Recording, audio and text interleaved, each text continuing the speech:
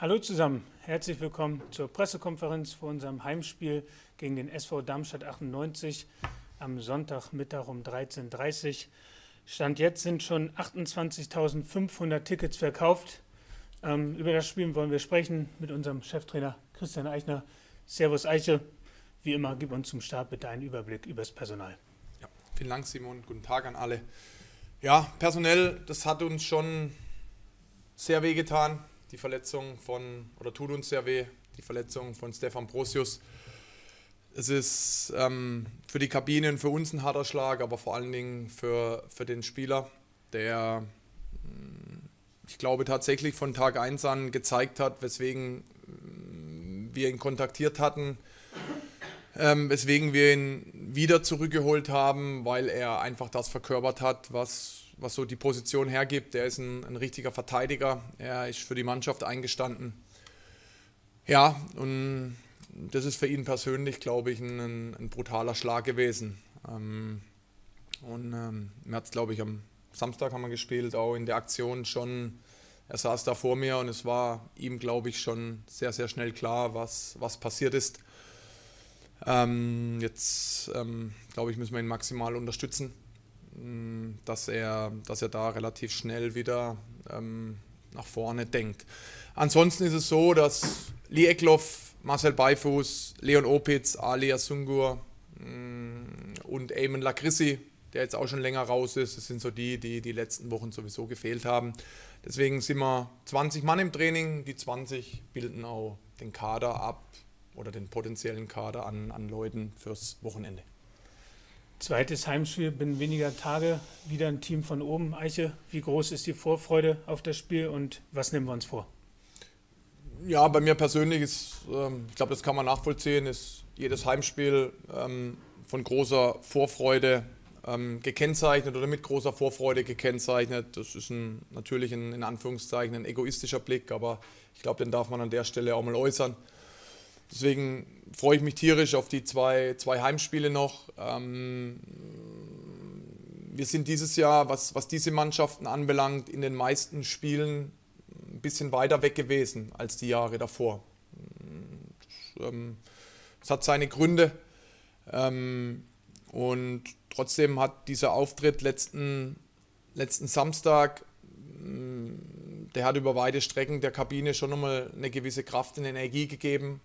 Und ich hoffe auch für Sonntag dann auch dagelassen, weil es eines der engsten Spiele dieses Jahr war, mal ausgeklammert, das Schalke-Spiel zu Hause vielleicht, wo wir dem Sieg dann auch einen Ticken näher waren als der Gegner. Zu dem Zeitpunkt waren wir in den anderen Spielen relativ weit weg und das versuchen wir am Sonntag, auf Augenhöhe wieder zu bestreiten. Gegen einen sehr von mir geschätzten Kollegen, der da richtig was aufgebaut hat, der zusammen mit seinem Trainerteam was aufgebaut hat, mit der Mannschaft großartige Schritte gegangen ist. Und es waren schon immer interessante Spiele. Von herausgegriffen vielleicht das 3-3 hier vor einem Jahr, wo beide ihre Offensivpower dann auf den Platz bekommen haben. Ja, bin ich gespannt am Sonntag, was das so in der Gemengelage dann auch für ein Spiel gibt. Eiche, vielen Dank. Dann starten wir die Fragerunde. Wer möchte beginnen? Marius Bücher für BNN. Ja, vielleicht direkt daran anknüpfend. Du sagtest es, ihr seid so ein bisschen weiter weg gewesen dieses Jahr von den Teams ganz oben und meintest, es gibt Gründe dafür. Kannst du ein bisschen ins Detail gehen, worin du die Gründe dafür siehst? Ich glaube, das ist so, dass es nie diesen einen Grund gab. Ich glaube, wir waren in den letzten Jahren immer so unterwegs, dass wir in das ganze Personal gebraucht haben in diesen Spielen und manchmal kommen solche Dinge zusammen, dass wir gerade in der Vorrunde, als dieses Paket auf uns getroffen ist, so der ein oder andere einfach nicht da war. Das ist so, das hat ja der ein oder andere Kollege im Anschluss an die PKs, es ist ja manchmal besser, wenn es der Kollege sagt, anstatt ich, dann auch angesprochen. Das sind schon vielleicht wie Kleinigkeiten und das haben wir dann nicht geschafft, beziehungsweise wir haben es dann in der Gruppe nicht auffangen können. Dazu muss man einfach auch anerkennen, dass diese Mannschaften dieses Jahr eine großartige Konstanz ausgezeichnet haben da oben. Das muss man schon sagen. Die machen das sehr, sehr gut. Die haben sich schon so ein bisschen abgesetzt gehabt dann irgendwann im Laufe der Saison, auch punktemäßig. Und man sieht jetzt auch die Aufeinandertreffen, wenn ich an Paderborn, Schalke letzte Woche denke oder auch an das Spiel von Darmstadt gegen Elversberg. Eigentlich wollte ich nach dem 2-0, habe ich gedacht, komm, heute ruhe ich meiner Frau nicht schon wieder Fußball an und wir schauen mal was anderes. Und dann fiel aber das 2-1, dann hat sie doch wieder in die Röhre geguckt, meine Frau. Und dann wurde es ein großartiges Fußballspiel. Und das zeigt auch, was für eine Energie dann da auf der anderen Seite da war. Und dann haben wir vielleicht auch in der Saison nicht in jeder Phase, und das ist ja jetzt auch mehrfach angeklungen, nicht immer es geschafft, so die meisten auf Normallevel dann auch zu halten. Es war dann oft so in diesen Spielen, dass wir dann vielleicht im Anschluss auch davon gesprochen haben, dass vielleicht 3, 4 Spieler nicht immer wieder auf Normalniveau kamen oder auch drüber. Und das sind so, kurz gesagt, mal so ein paar Momente, die mir spontan einfallen. Aber dazu ist, glaube ich, auch nicht der Moment da und auch nicht mehr final dann auch jetzt der Zeitpunkt, um darüber zu sprechen, sondern mir geht es eigentlich darum, denn die große Freude rauszukehren auf Sonntag, weil die ist wirklich da. Die Mannschaft ist momentan auch in einer Verfassung, wo sie das haben darf, auch wenn die Ergebnisse jetzt nicht so da sind. Ich glaube, das können wir ganz gut einschätzen und das wünsche ich ja einfach für Sonntag, dass sie da nochmal gegen einen angesprochen, auch anspruchsvollen Gegner einfach auch mit einer großen Portion Energie ins Stadion kommt. Wir machen weiter bei Harald Linder. Ja, Christian, du sagst, das Spiel gegen Hannover war ein gutes Spiel von deiner Mannschaft, aber am Ende stand auf der Anzeigentafel das, was du auch immer als das Entscheidende siehst, eine 1:3 Niederlage, die meiner Meinung nach vor allem durch individuelle Fehler in der Abwehr zustande kam. Wie willst du verhindern, dass gegen Darmstadt sowas wieder passiert? Na, ist sicherlich ein Thema, das uns schon sehr oft begleitet hat, dass wir es dann auch nicht schaffen, über 90 Minuten dann auch mal nichts anzubieten. Das ist ja, da dürfen wir irgendwie auch nicht uns Sand in die Augen streuen, sondern das ist dann schon ein Thema, wenn du dich dann vorne nicht immer durchsetzen kannst, was ja auch nicht immer möglich ist, dann musst du schauen, dass du auf der anderen Seite dann da eine gewisse Stabilität hinbekommst. Und das ist auch etwas, das haben wir auch oft genug thematisiert, das geht ja auch noch in die vorhergehende Frage vielleicht auch ein Stück weit mit rein, dass wir auch da nicht dieses eine Momentum haben, sondern das ist einfach auch so im heutigen Fußball, das sind teilweise individuelle Geschichten, das sind teilweise dann auch andere Themen gewesen, aber auch das wird für Sonntag und auch für die nächsten Monate beim neuen Kollegen sicherlich so eine große Möglichkeit sein, da Schritte nach vorne zu machen, dass wir diese Zahl drastisch reduzieren muss, um einen Schritt nach vorne zu kommen, das ist klar, gell? Ohne das andere zu verlieren und das ist sicherlich etwas, was gerade in solchen Top-Spielen oder gegen Top-Gegner, so muss man es ausdrücken, dann notwendig ist, um ein 1-1 mit nach Hause zu nehmen oder den Lucky Punch zu setzen. Und trotzdem muss man es an der Stelle auch nochmal erwähnen, wir haben dann dafür die anderen Gegner, die mehr in unserer Range lagen, haben wir dann mehrheitlich zumindest ausgeglichen oder auch geschlagen. Das ist auch eine Leistung der Mannschaft mit den 40 Punkten und trotzdem merkt ihr mir ja an, fehlte ein Stück weit was dieses Jahr im Vergleich zu den Jahren davor. Wer macht weiter? Einmal in der Mitte, der Kollege bitte. Mikro kommt von der anderen Seite. Christian, ich habe es nur in die Landesliga geschafft, eine Mannschaft zu managen, aber da war auf der Zielgeraden öfters mal ein Anruf, wenn man gegen einen Gegner gespielt hat. Beispiel, jetzt kommt übernächste Gegner Paderborn. Du hast dich lange mit Kollege Tietz unterhalten, hat ja dich ein bisschen motiviert, doch die Mannschaft zu motivieren gegen Paderborn. Der wird ja nicht gerade 50 Liter geboten haben, aber gibt es da sowas, dass er dann gesagt hat, komm Christian, haut euch nochmal rein und du hast ihm das versprochen. Und die zweite Frage ist, kannst auch ausweichen gleich, was hältst du von Castingshows? Du kannst es auch gerne auf Dieter Bohlen beziehen, wenn jetzt die Frage zu heikel wäre, aber du weißt wohl, was ich meine. Ich habe es mitbekommen, ja, man hat es mir berichtet, was die Gazetten geschrieben haben. Nein, ich weiß gar nicht, ist das heute noch normal, in den unteren Ligen. Das ist bei uns nicht der Fall. Also ich glaube, der Kollege aus Hannover hat am Samstag dann gesehen, dass wir schon noch bereit sind, da auch alles reinzuhauen. Und das ist schon sehr, sehr wichtig, weil ich habe das an der einen oder anderen Stelle die letzten Jahre immer in unterschiedlicher Art und Weise mal beobachtet. Ich finde, in dieser Situation ist es extrem wichtig, wie man sich verhält. Deswegen gibt es auch in der Phase keine größeren Rotationen. Das gab es bei mir noch nie.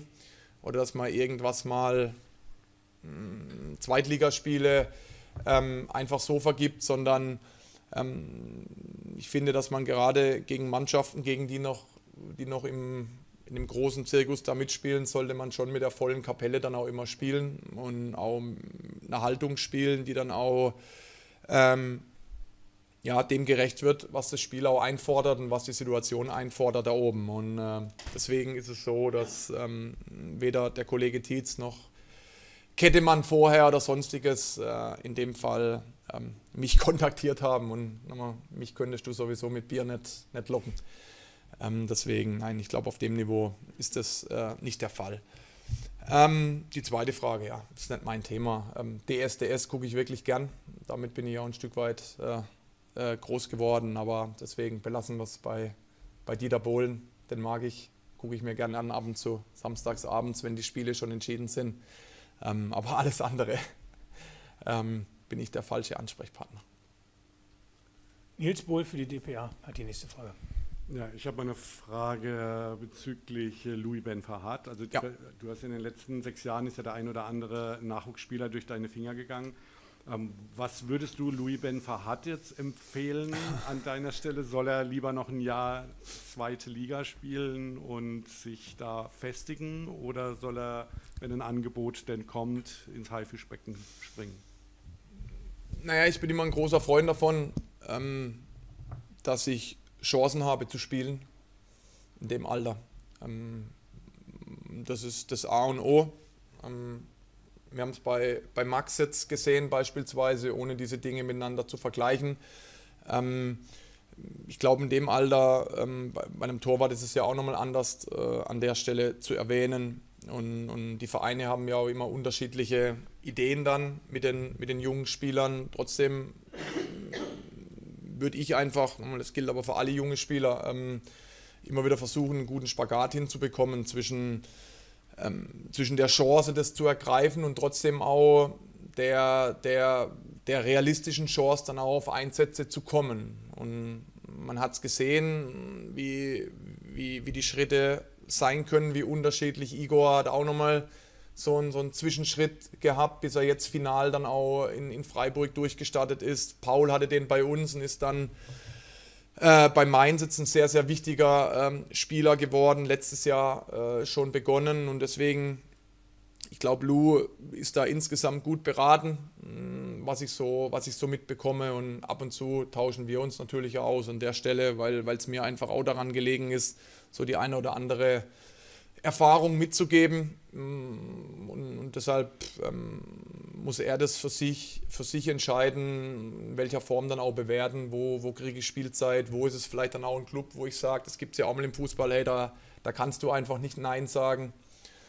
Das sind ganz unterschiedliche Zweige, die da entscheidend sind und wichtig ist jetzt aber nochmal, dass er definitiv 3 Wochen hier ist, weil alles andere habe ich noch nicht vernommen.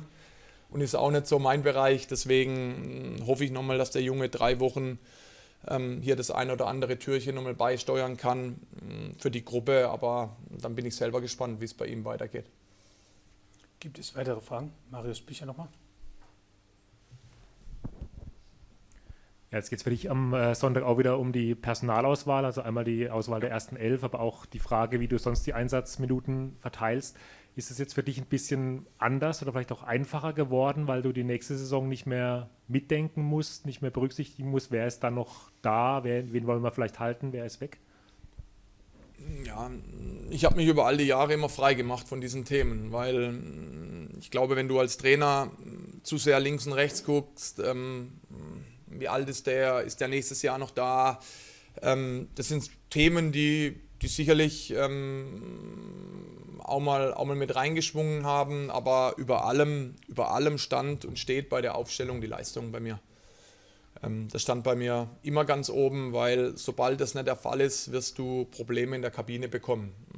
Und da reden wir aber nicht über eine 50-50-Entscheidung oder dass der eine mal 3-mal öfters spielt oder nicht. Darum geht es nicht, sondern gerade so, was die Phase anbelangt, was ich vorhin angesprochen habe, dass man jetzt mal sagt, ja, jetzt kommen hauptsächlich die zum Einsatz, die nächstes Jahr noch da sind. Bei mir ging es immer darum, sich das zu verdienen.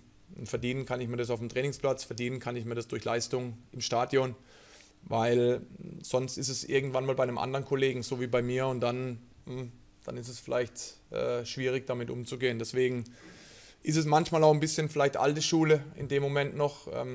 Ich bin ein großer Freund davon, ein bisschen alte Schule mitzugeben, weil die war nicht so verkehrt. Nils Bohl nochmal. Die nächstes Jahr noch da sind, das war jetzt gerade ein Stichwort für mich. Die Frage ist, hast du, oder andersrum formuliert, machst du dir eventuell auch ein bisschen Sorgen um deinen Herzensclub, wenn du siehst, dass der vor einem ähnlich großen Umbruch steht, jetzt vielleicht wie du es vor 2 Jahren, 3 Jahren erlebt hast? Dass also man spricht ja darüber, 10 Spieler verlassen den Verein, das ist ja jetzt nicht gerade wenig. Machst du dir überhaupt Gedanken oder macht es dir Gedanken, macht es dir Sorgen, was macht es mit dir?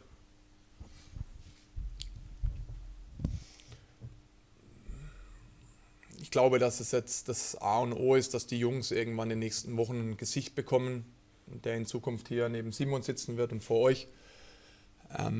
Ich glaube, dass wenn der Dominostein mal gefallen ist, dann ist es für alle, die nächstes Jahr noch hier sind, egal in welcher Rolle, ist es, glaube ich, schon dann auch ein sehr wichtiger Moment, weil von dort an fließt dann im Normalfall aus meiner Erfahrung auch alles andere.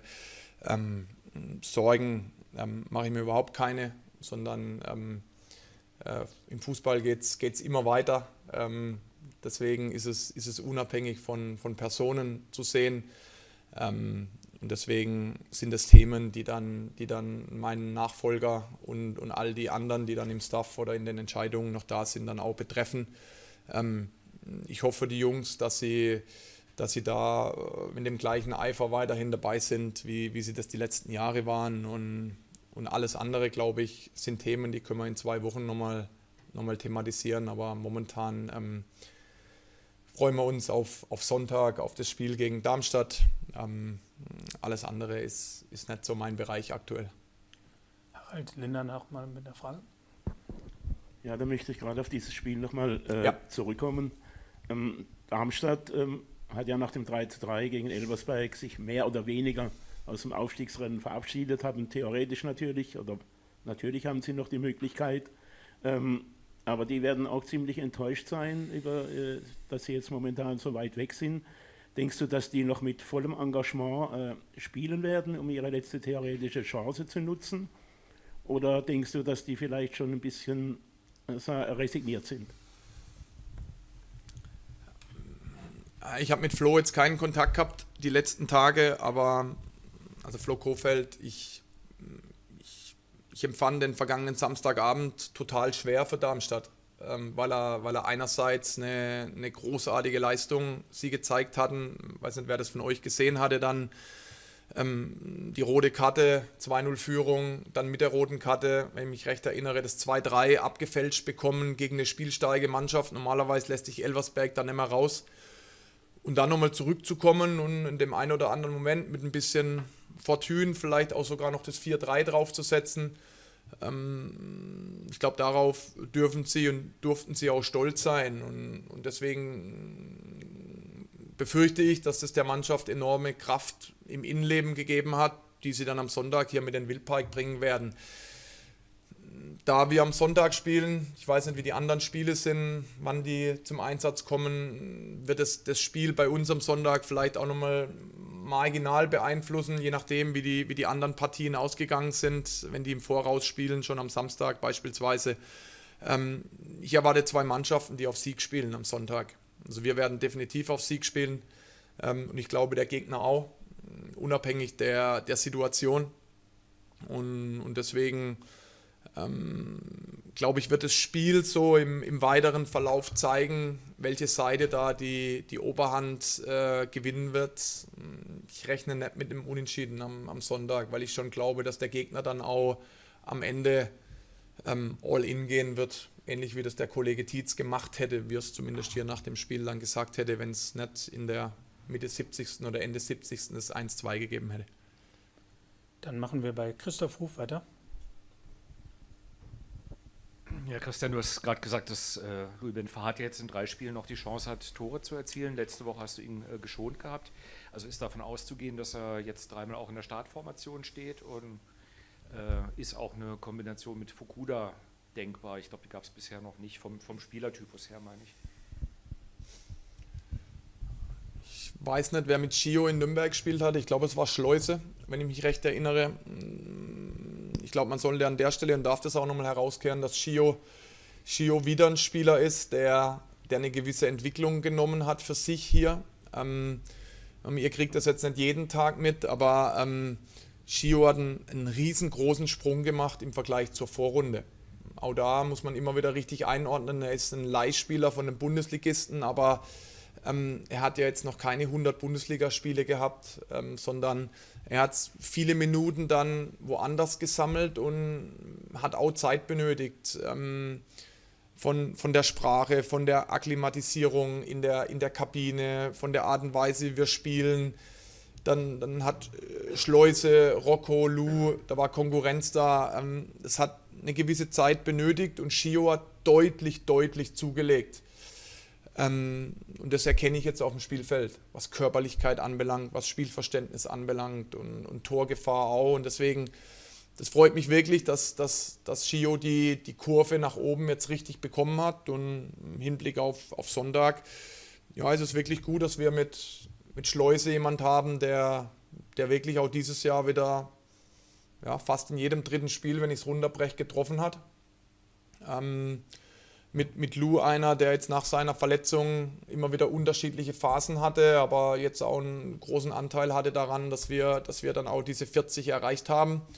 Schio dazugekommen ist, jetzt ist Rocco wieder so ein bisschen derjenige, der wenig Spielzeit bekommen hat, und deswegen ist es am Sonntag durchaus denkbar, dass Lou und Schio spielen. Es ist aber denkbar, dass Schleuse und Lou spielen oder Schleuse und Schio. Also das ist momentan da vorne eine Situation, die mich erfreut, und da haben sich die Jungs reingebracht.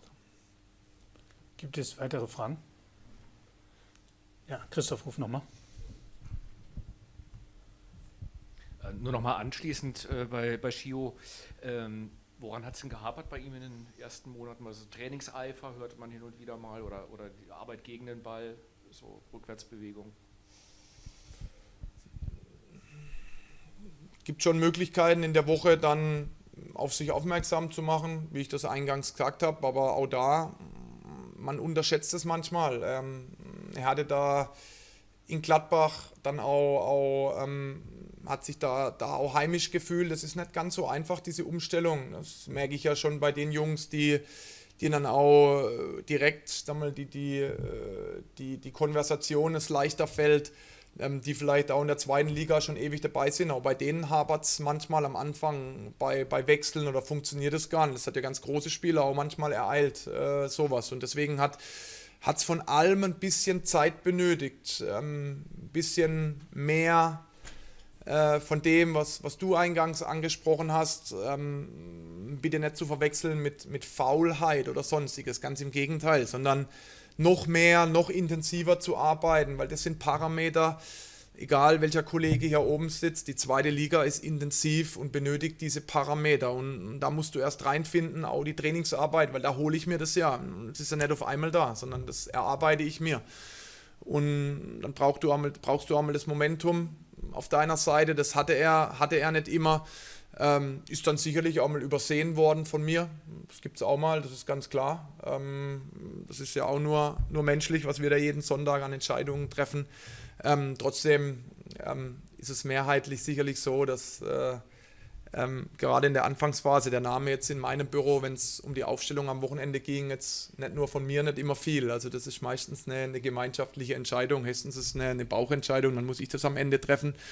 Und Matchglück hatte er dann in Nürnberg auch nicht, dann kommst du da mal rein und dann hakt der ganze Abend und meistens bist du dann als Individueller, wenn du dann den Moment mal bekommst, dann auch abhängig, wie deine Jungs drumherum drauf sind und das war an dem Abend sicherlich alles andere als gut und deswegen, wenn ich an Lilian Eckloff denke letztes Jahr, ist es nie zu spät und wenn es das Spiel gegen Paderborn nicht gegeben hätte, ich weiß noch, das werde ich nie vergessen, in der ersten Hälfte hätte sich der ein oder andere auf der Tribüne schon gefreut, ich hätte Lee schon nach 30 Minuten erlöst und am Ende reden wir heute ein halbes, dreiviertel Jahr später, dass uns ein Topspieler fehlt. Deswegen ich bin gespannt, wie es mit Gio weitergeht, weil es tatsächlich ein sehr interessanter Spieler war und auch ist und ich glaube, dass da noch einiges auf dem Weg liegt, wenn er das beibehält, was er sich jetzt die letzten Wochen angeeignet hat. Marius Bücher hat noch eine Frage. Ja, weil du am Anfang Stefan Brosius angesprochen hast und seinen Ausfall. Was wäre da jetzt für dich so der logische Vertreter dann? Wäre das Paul Scholl oder denkst du auch über andere Konstellationen dann nach? Paul Scholl, Nikolai Rapp, Viererkette. Gibt viele Optionen da. Paul hat es ordentlich gemacht, diese halbe Stunde, 20 Minuten. Also man muss sich das tatsächlich vorstellen. Dieser Regel werde ich mal nachgehen, weil ich die habe ich noch nicht, hat sich bei mir noch nicht erschlossen. Paul hatte sich gar nicht warm gemacht zu dem Moment, zu dem Zeitpunkt, weil man ja nur, das ist das, was ich mal rausfinden muss, dürfen sicher nur 6 immer gleichzeitig warm machen, hinter den Toren. Das weiß ich nicht genau, was die 2 anderen da noch kaputt machen würden, aber da gibt es bestimmt eine klare Regel, vielleicht sind es dann auch zu viel oder nur wir haben Paul geschrien, wie noch nie in unserem Leben und Paul saß aber hinter uns und dafür hat es Paul sehr, sehr ordentlich gemacht. Es war ein komplexes Spiel, wo er da reingekommen ist, 1-1 auf Messerschneide, ohne gedehnt zu haben, dynamisch.